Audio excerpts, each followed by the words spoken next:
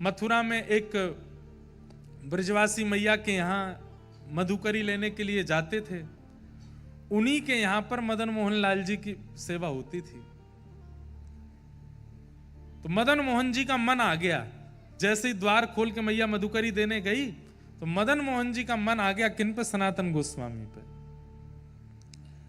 और रात्रि में एक दिन स्वप्न में मैया से बोले, मैया मैं तो को एक बात बतावे आया हूं। मैया तो बड़ी खुश हो गई, इतने साल से सेवा कर रही हूं, अब जाके स्वप्न में ठाकुर जी का दर्शन हुआ। कहो जय जय, मेरी सेवा ते राजी हो, मोते प्रसन्न हो?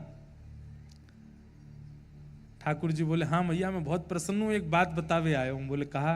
बोले कछु दिना में आप प्रस्थान करवे वारी हो।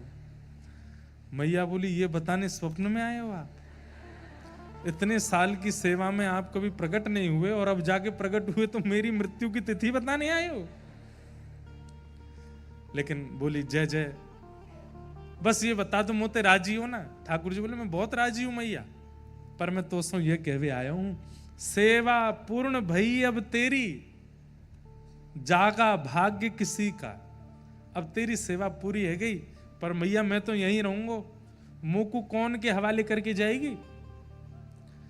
मैया बोली, आपने कोई चुन लियो है? बोले हाँ चुन लियो। बोले कौन? बोले सुबह सुबह बाबा आवे मधुकरी मांगवे। ब्रजभाषा समझ रहे हैं ना आप लोग? ठाकुर जी बोले, बाबा आवे मधुकरी मांगवे? बोले हाँ। वही बाबा मुंह को बढ़िया लग गो, वही दे दे मुझे, वही के पास जाऊंगा। अगले दिन जब सनातन गोस्वामी आए तो मैया ने मधुकरी देते ही कहा, बाबा मेरे ठाकुर जी स्वप्न में आके कह के गए आपसों सेवा करानी है। बाबा ने ठाकुर जी को देखा, भीतर मंदिर में विराज रहे थे घर में। बोले, मैया आपके ठाकुर जी को देख करके मुझे इतना सुख मिलता है, सोने का मुकुट पहनते हैं, क्या जड़ी के वस्त्र पहनते हैं, 56 भोग लगाते हैं, छोटी सी कुटिया में रहता हूं, एक टिक्कर बना करके मधुकरी की पाता हूं, 22 घंटा भजन करता हूं 24 घंटे में से, और बचे हुए 2 घंटे में शयन करना, स्नान करना, शौच करना, सब कुछ 2 घंटे में। ये राज घराने के ठाकुर जी मेरी कुटिया में कैसे रहेंगे? एक बार मेरी व्यवस्था बता दो इनको, मैं ज्यादा चट्टपने नहीं करा पाऊंगा इनको, मैं ज्यादा आभूषण नहीं पहना पाऊंगा इनको, मैं ज्यादा व्यवस्था इनकी एक कपड़े में लेके जाऊंगा और हो सकता है अंतिम श्वास तक एक ही कपड़ा में रखूं, और एक टिक्कर बना के, टिक्कर समझते हैं?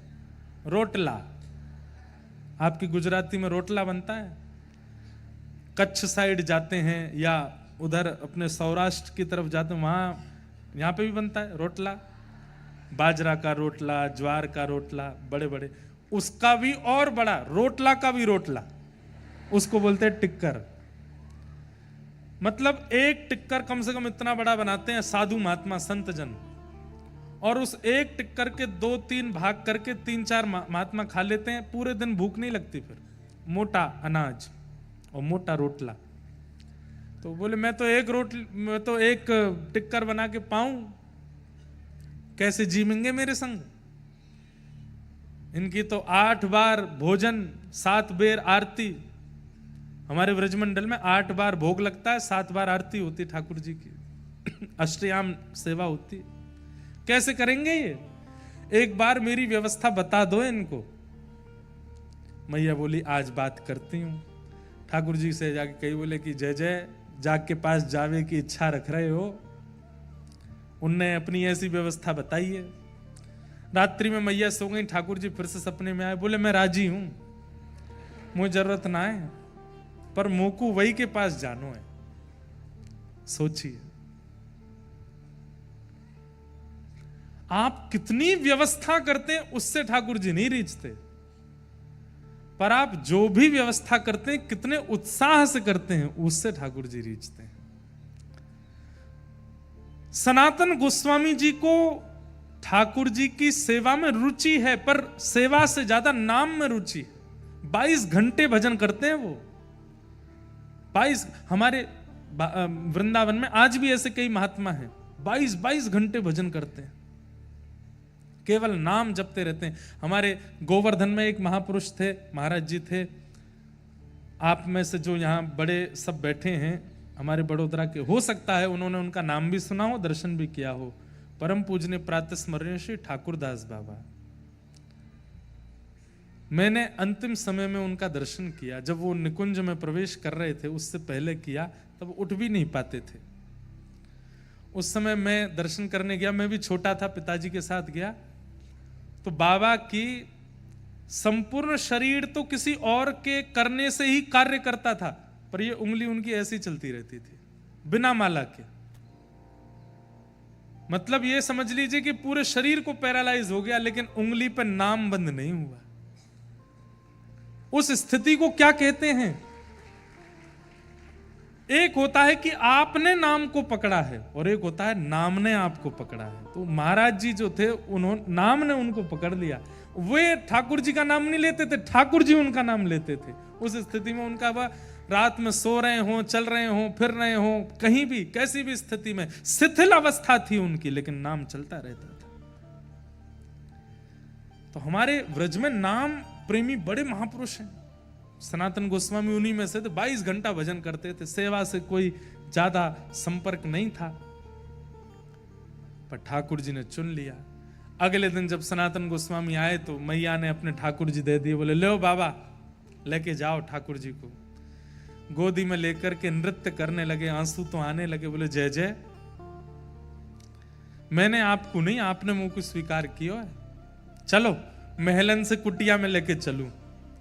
और यमुना जी के तट विश्राम घाट पर छोटी सी कुटिया, उसमें लेकर के ठाकुर जी को आए, एक कोने में बैठा दिया। उत्साह में तो बहुत थे, क्या क्या करूं, पर आता नहीं है कुछ भी। तो एक चौकी पर ठाकुर जी बैठा दिए, एक कपड़ा से ढक दिए, मोटा टिक्कर बनाया ठाकुर जी के लिए।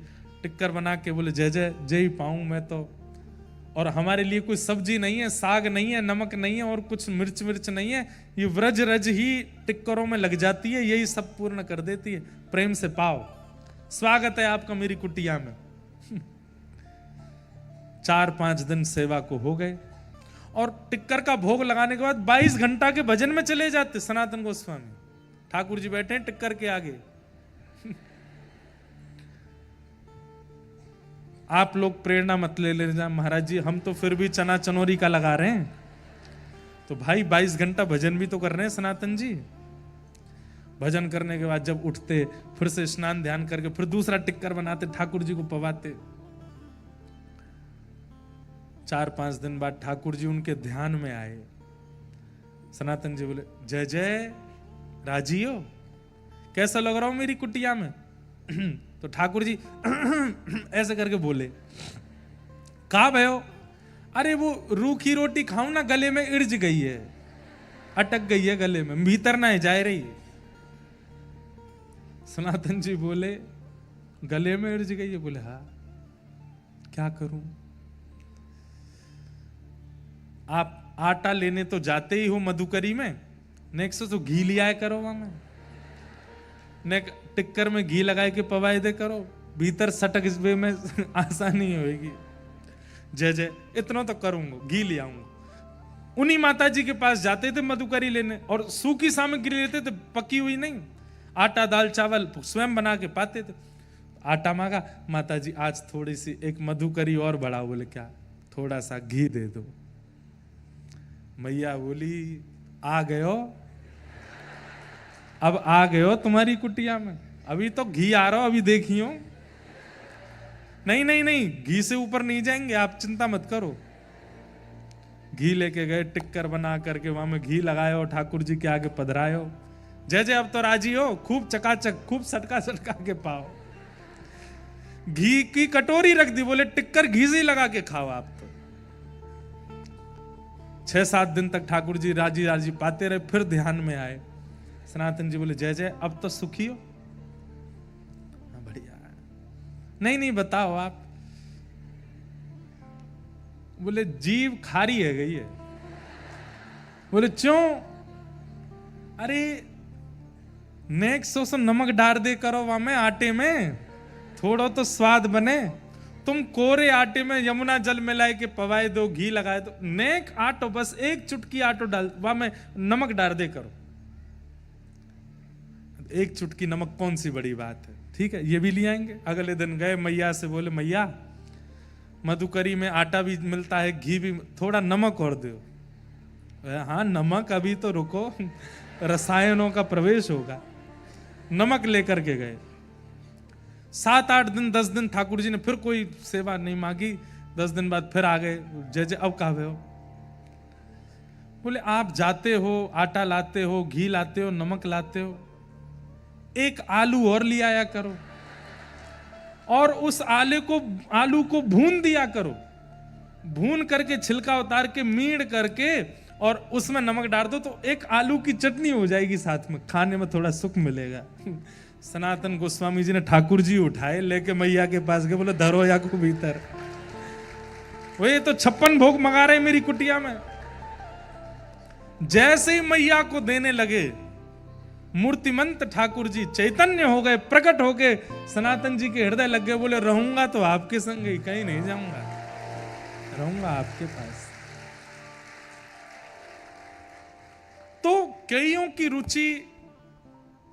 रुचि सेवा में होती है, कईयों की रुचि कथा में, सत्संग में होती है, कईयों की रुचि नाम में होती है।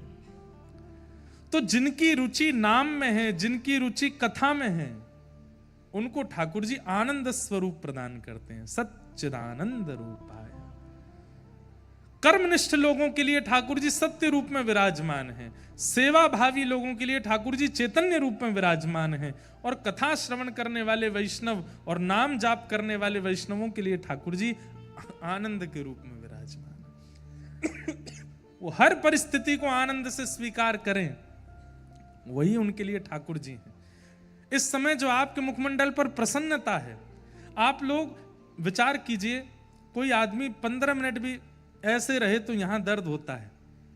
आप लोग 3:30 बजे से ऐसे ही बैठे हो, सबके मुख खिले हुए हैं, कईयों के मुख भी खिले हैं, नेत्रों से अश्रु भी निकल रहा है। ये सुख नहीं है, ये प्रसन्नता नहीं है, यही आनंद है, और ये आनंद ही श्री कृष्ण है। इस प्रसन्नता में आप ये कह सकते हो कि कृष्ण मुझे छू रहे हैं। इतनी बढ़िया स्माइल तो आपकी फोटो उसके सामने भी नहीं आ सकती। जो प्रसन्नता अभी आपकी कथा में है, ये प्रसन्नता अलौकिक है, अद्भुत है, और यही श्री कृष्ण है।